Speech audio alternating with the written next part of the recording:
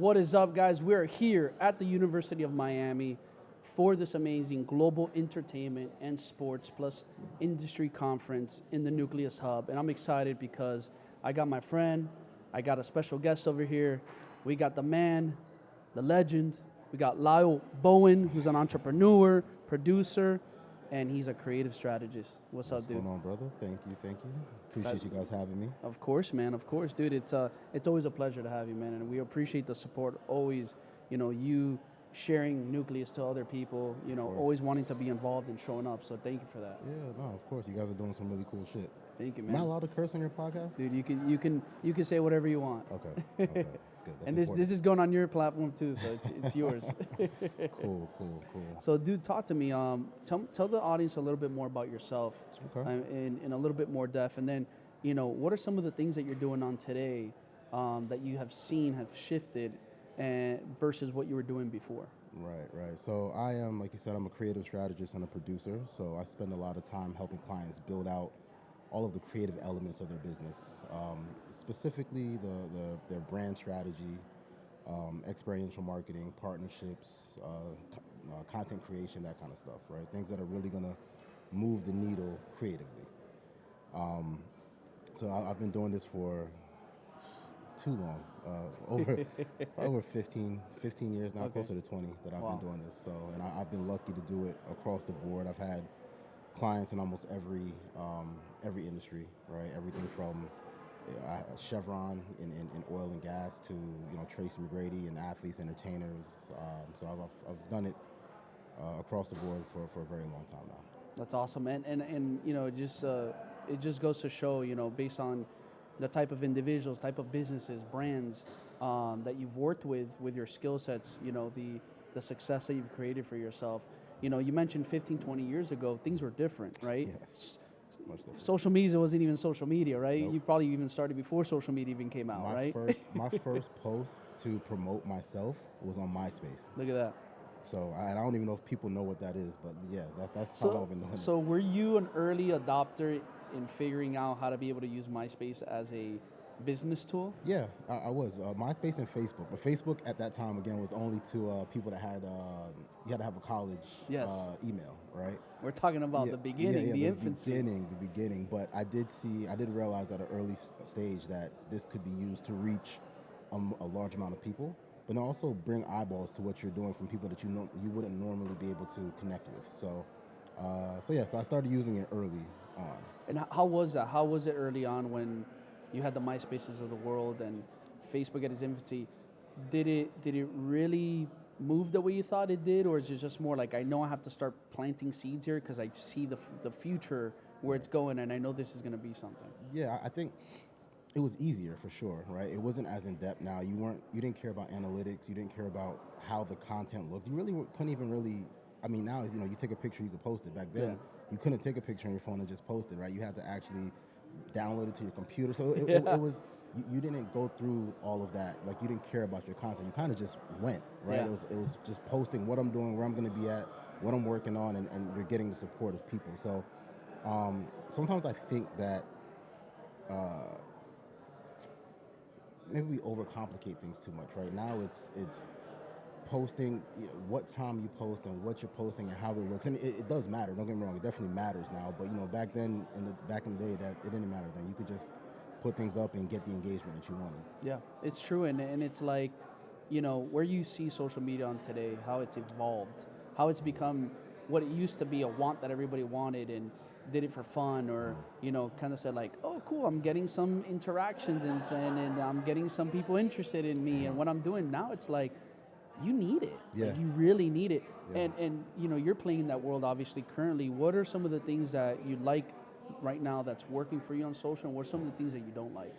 So what's interesting is, for me personally, I didn't take the time to build a huge social media brand for myself. Okay. Right? It just wasn't natural and organic for me as an individual, right?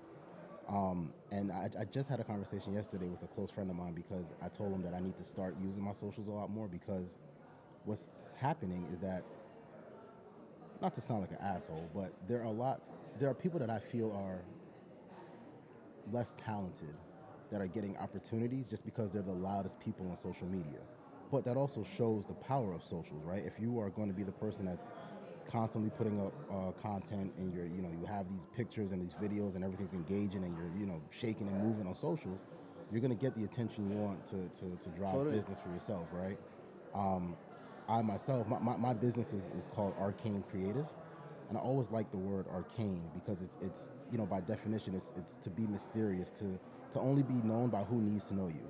So I like creating these massive projects, but I'm always the guy behind the scenes, right?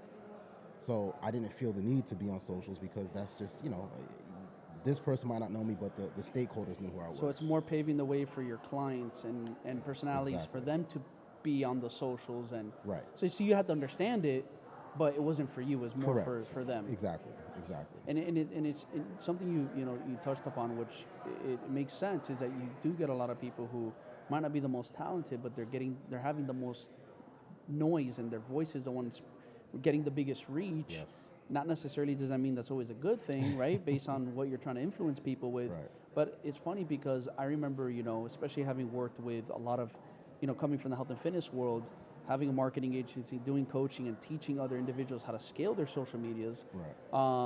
One of the biggest things I remember all the time, especially as trainers, you had a plethora of amazing trainers, like very well knowledgeable, studied, degrees, courses, certification, you name it. They had the experience, they had the hours, and I guarantee you, they knew way more than there was a lot of people on there who were just like trendy, looked amazing, Right. were pushing something. But here's the thing, they just were great marketers. Right. And they had great personalities, and they Yes. knew how to deliver themselves. Yes. And what I've always said is, like, we can sit here and say, cool, we can bash on this individual all they want, and say, oh, but they don't have the certain standard and skill. But you know what? At the same time, I'm going to turn back and say, you know what? The same way that you're bashing on them, they can come to you and say, well, you don't know how to put Exactly. yourself out there. You don't know how to market yourself. You don't know how to deliver a message. Yep. So at the end of the day, business starts with the interaction. Right. Yes. And then it leads with what you know how to do. Yes. And I've always said that because it's on both sides. It's very interesting where it's like you have to have the knowledge, Right. but you have to have the know-how to be able to put yourself out Right, there and right. do these things. And you can't be resistant to it. Not at all. What I'm seeing a lot now in the industry is that I'm having a lot of conversations with clients that did very well with digital marketing, right? Okay. So like companies that are like not Fashion Nova, but like Fashion Nova like, right? Like let's Okay. take like a clothing company that they were able to take advantage of the algorithm. They had some great, marketing funnels in place, great digital marketing teams, so they were able to sell massive amounts of product without really trying, right? Now what's happening is without the algorithms changing, iOS is changing, everything's constantly changing. They never built a brand. So what's happening now is that they're coming to me and they're saying, hey, like, we can't sell any more shirts. And I'm telling them, well, it's because people don't give a shit about buying shirts from you. They'll buy shirts from anyone who's selling this particular shirt. You don't have any brand value. You have no brand equity, right? And that was something that I used to talk a lot about before social media really blew up, was like the importance of having people buy into your brand, right? Because that means that if people buy into your brand, they don't care if, well, they're going to follow you. They're For true sure. to you, right? And even if your shirt is a little bit more expensive or whatever, they're still going to buy it because they like your brand. So I'm seeing a lot of that happening now as well, right? And the people that I see that are kind of coming out of it and winning are people like us, right? That are, I think we sit, maybe more you actually than me, but you sit in between both, right? So you built your brand online. You were one of those people that were able to just take advantage of socials, but you also know your shit, right? So it's like one of those that people couldn't really challenge you as a trainer because they're like, oh, he's just making a lot of noise online. But then when they talk to you, they're like, oh, well, actually, he actually knows what the fuck he's doing, so it matters, right? People like you are the ones that are actually thriving in this market, in this industry now, because you sit on both sides. You actually have brand equity, right? And you're providing value to your consumers and the people that are watching your content. But you're also great at taking advantage of the algorithm and knowing what people want to see and engaging with your audience. So, and I appreciate it. And I always say, because going back to what I was saying, like, you got the person who's only the professional, doesn't know how to put themselves out there, and then you got the people who know how to put themselves out there, but they're not necessarily the best professionals. Right. They end up losing too, Yes. because they'll attract a lot, Right. but then in a year, they lose their business. That's it. Because people start smelling through the shit. Exactly. And they're like, whoa, whoa, whoa. Exactly. you paint me a picture of this, but this is what I'm actually getting. So Right. if you can't marry the two, Right. that's a big problem. Now for you, you talked about, the personal brand and be able to like that message behind the brand, what makes somebody want to buy a product, being Yeah. the person. Yeah. Like when you work with your clients, obviously you've worked with the big brands, the big names, the big artists, the athletes, celebs. What are some of the steps that you walk these individuals through when they have to like put themselves out there, whether it's sell product or appear on a thing or Right. whatever it is that you're gonna have them do? Right. How do you properly take them through that process to make them understand, okay, this is how we want to deliver it, this is how we want to approach it, this is what we need to create? Right. Because obviously you're behind this, you handle all this. Yeah. For all those who might not know, like, if you don't mind giving us some of Yeah, no. your sauce. Of course. For me, it a lot of it is start with why. Okay. Right. So like, why are you doing this? Who are you as an individual? Or what is your brand about? Right. One of the examples I'll give is my last one of the last big project I worked on was It's called OBL, One's Basketball League. Okay. I did that for Tracy McGrady. And I helped him build that brand from day one, right? He called me with an idea, and I took that and built it out, every single creative element of it. But Wow. when we were building out like what the brand was, it was like, okay, well, like let's start with the audience, right? Like, what is the audience? Who's the audience for this, and what do they care about, right? And then it's about servicing them and their purpose. So when I spoke to Tracy and I asked him like, what's important to you? Like, what's the purpose of this? And he told me that he wanted it to be a league. He wants it to be a platform where basketball players can make money, build their own brands, maybe even be a springboard to make it to the NBA or overseas, whatever the case may be. Once we're able to identify what that purpose is, then everything about that is rooted in there, right? Everything that we're creating is around that. I feel like it's a lot easier to, or people will see how easy it is to start building a brand and start scaling once you have your purpose identified. You're not all over the place. You could just kind of really focus in on what that purpose is and your core demo and whatnot. Yeah, So that's love normally where I start at. Love that. And with that being said, what would you say as a common thing amongst the individuals you work with? What would you say is a common challenge that usually they face Right. when they're going through this process? Because for some people it's either new, Right. or it makes them feel uncomfortable, Right. or they're just like they think it's one way. Like how do you go through these challenges? What is that common challenge? How do you go through it? One is being uncomfortable, right? A lot of people aren't comfortable with when it comes to creating a brand, right? Because there's going to be part of it where you're just like for example with Tracy again, like although he's a Hall of Famer, he's not a fan of like media, right? So it's like, yo, and he's a walking brand himself, He right? is, Like his exactly. name is a walking brand. Exactly, right. But he, like, when we launched the league, we're like, look, we have to do a nationwide media tour. He hates that. But, as uncomfortable as it might have made him, he got up every day, he went to every interview, he was at every studio on time. So I think one is being comfortable with being uncomfortable, right? But how do you get him to actually buy into that?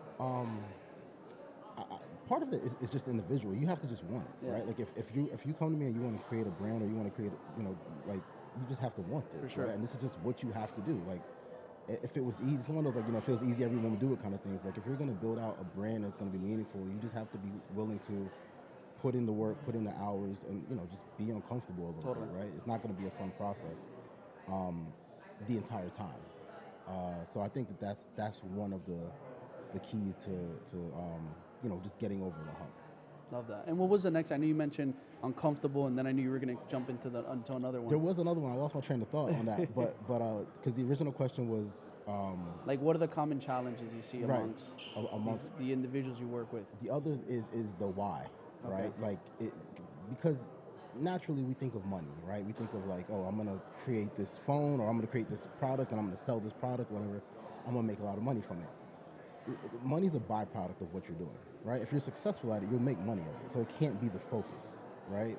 It's just, so if you're only focused on money, you're gonna be like those clothing companies. True. I said, right? Yeah, maybe you're gonna sell 1,000 shirts for 2 years, but then after you're done with that, then what's next, right? Facts. So it's identifying your purpose and the meaning behind this brand and what it's gonna be, and also sometimes like.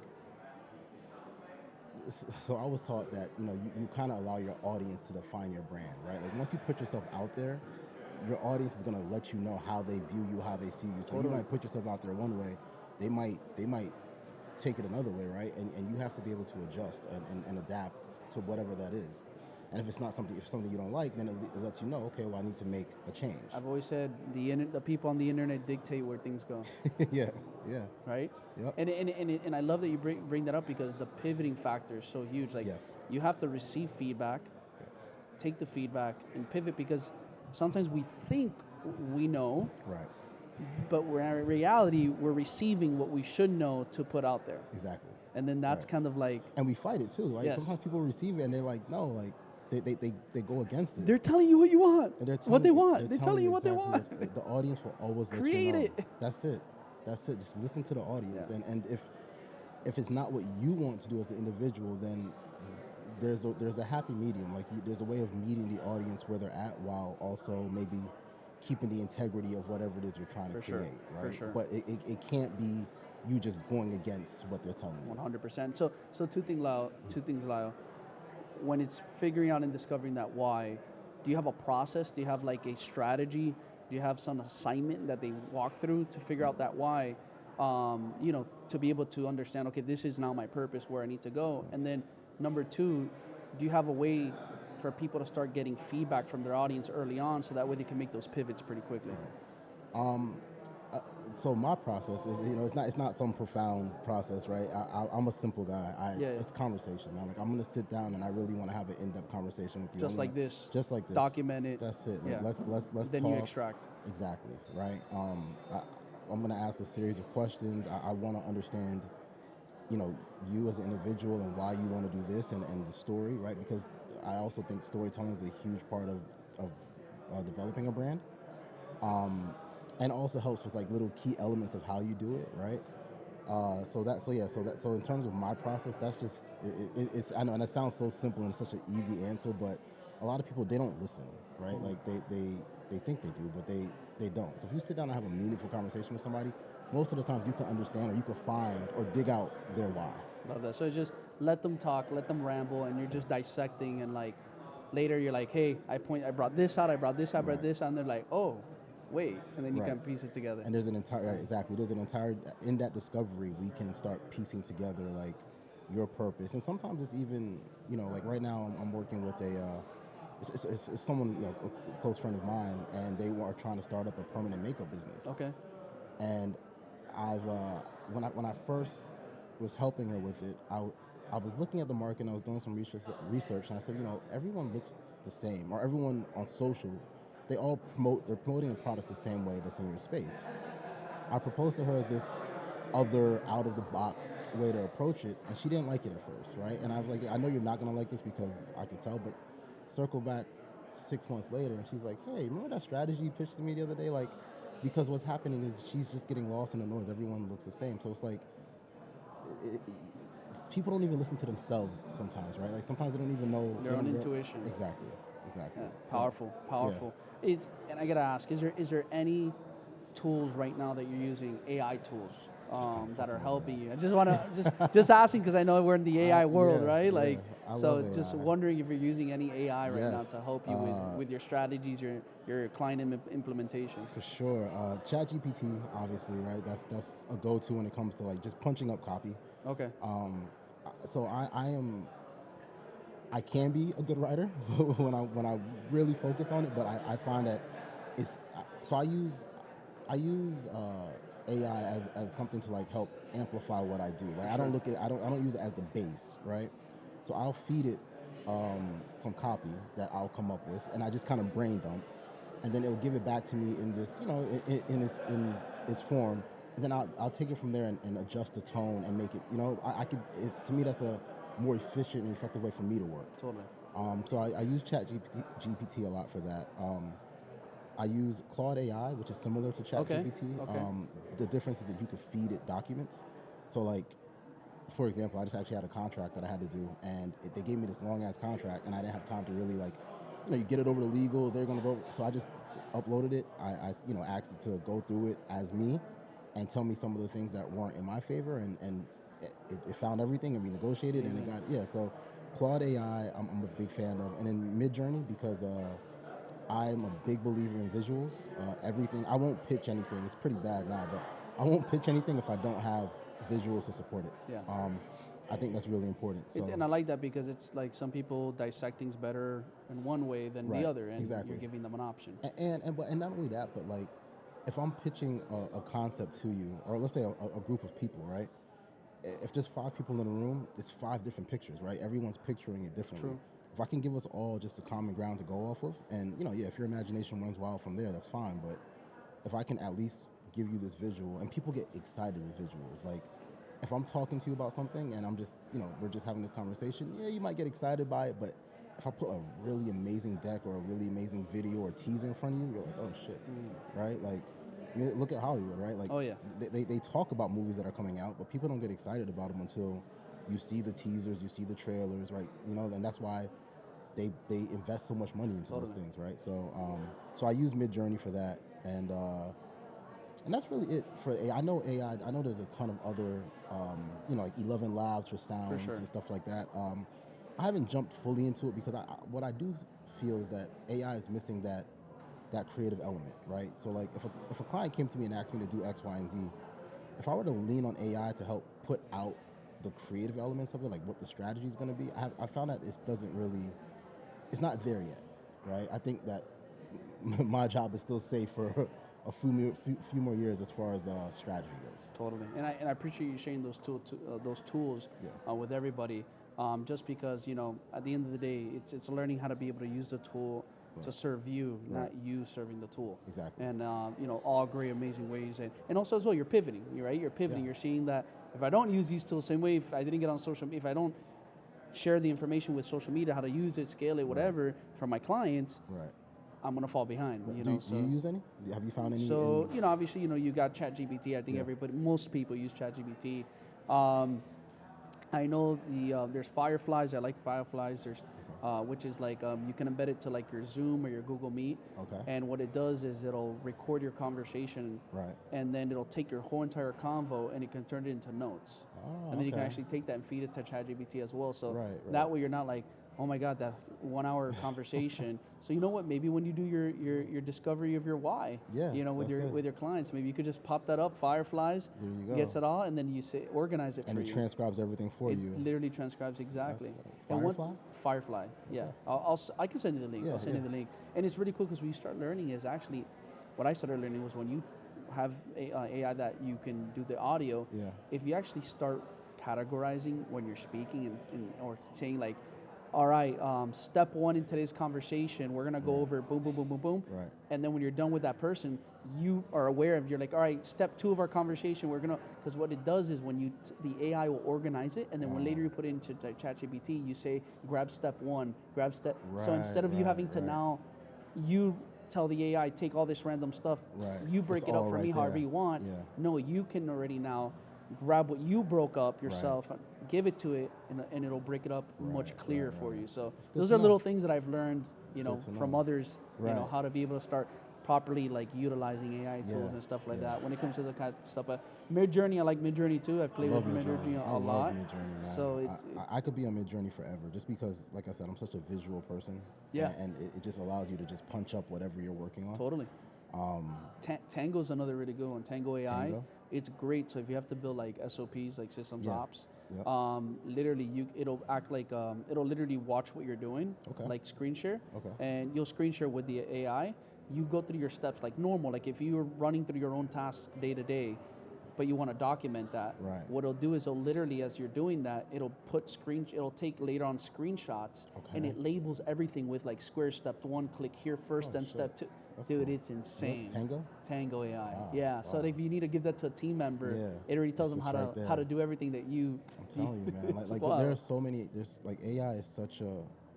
I know there's like this element of it that's scary, right? Because you just don't know how far it will go Yeah. and whatnot. But for me, like I think for now, like when watching how people utilize it, like I don't know if you ever like come across people that are just like really good at prompts. Yes. Like the things that they get AI to spit out, and I'm just like, yo, are we using the same program? Like, how the hell did you get this? So I think it's an amazing tool for now. You want to hear something crazy about prompts? What's that? It's crazy because like there was that wave of like you got to get really good at asking like prompts, creating like the right questions, asking the right questions. Me and my buddy were talking about it.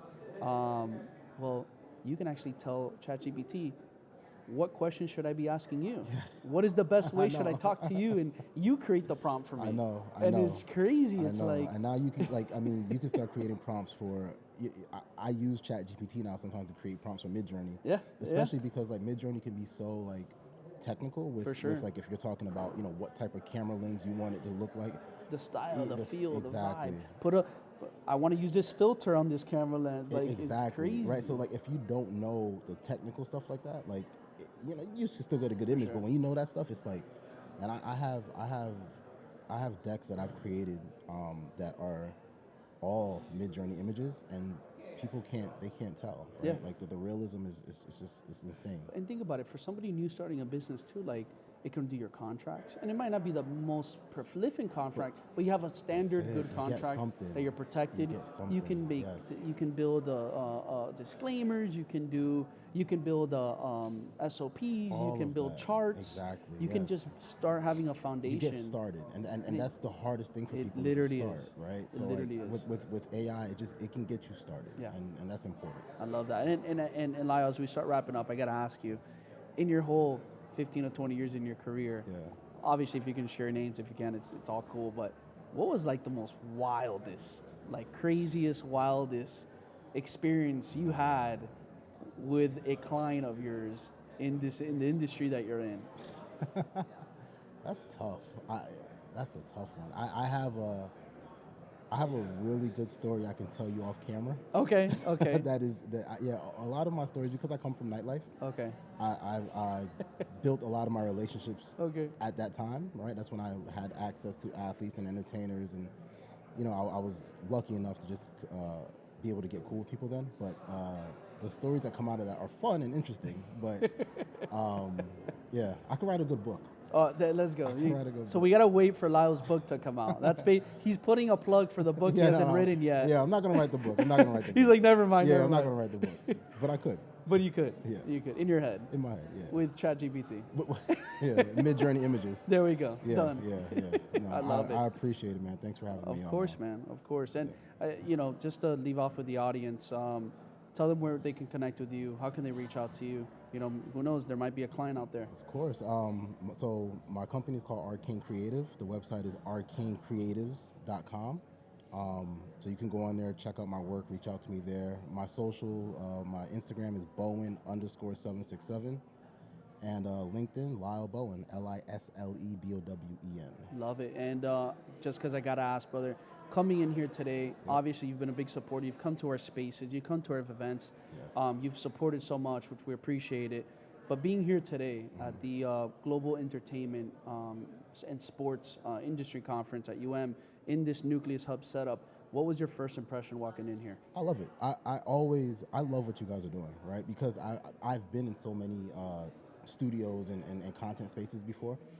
To see one that's truly turnkey, right, where you guys can just set up anywhere and this content is probably already out. You know what I mean? Like, you guys turn around content so fast.